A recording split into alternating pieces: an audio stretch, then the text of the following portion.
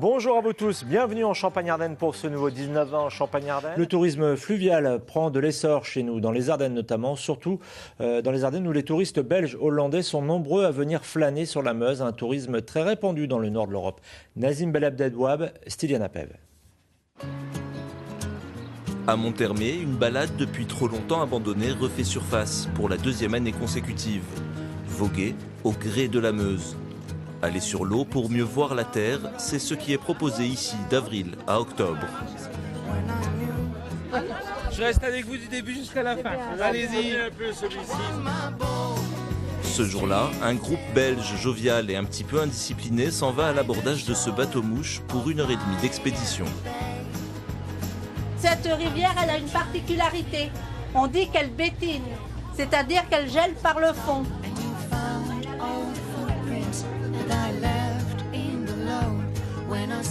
60 places à bord pour profiter des méandres de la Meuse, son paysage, son histoire, sa géographie et ses légendes.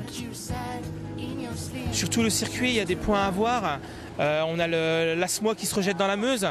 On a le pont de chemin de fer à Monthermé qui se trouve entre deux tunnels. À Bonny-sur-Meuse, on a les 4 Ficémons, notre célèbre point de vue. Et alors aussi, il y a le pendant en Belgique.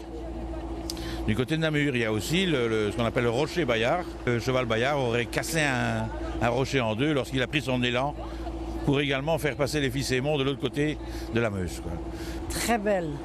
On s'est bien plu. Pourquoi ? Pour voir toutes les belles choses, les beaux-arts, tout. Pour cette aventure, Laurent Artero a investi 72 000 €. Une offre qui complète celle de son hôtel-restaurant. Alors pour s'assurer de la réussite de son projet, le jeune entrepreneur est aux petits oignons avec ses clients. De novembre à mars, le bateau-mouche hiverne au petit port de plaisance de Pont-à-Bar. 30 ans qu'ici on a misé sur le tourisme fluvial, mais d'un autre type, la location de bateaux, ce qui attire les curieux. On peut naviguer très lentement pour bien visiter et bien observer ce qu'on a envie d'observer. Puis prendre le calme le long de l'eau, en général, c'est très calme, très nature. Autonomie, indépendance, des escapades d'une journée à 3 semaines sur ces appartements flottants et différents itinéraires au départ de ce port, au nord jusqu'en Belgique, au sud vers Asfeld et à l'est pour aller voir Verdun. 11 bateaux entretenus avec attention que tout le monde peut louer, même sans permis.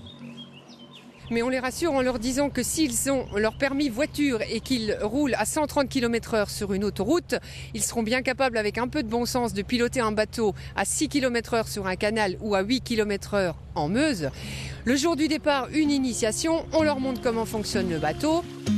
Des amateurs qui viennent des 5 continents, australiens, brésiliens, sud-africains.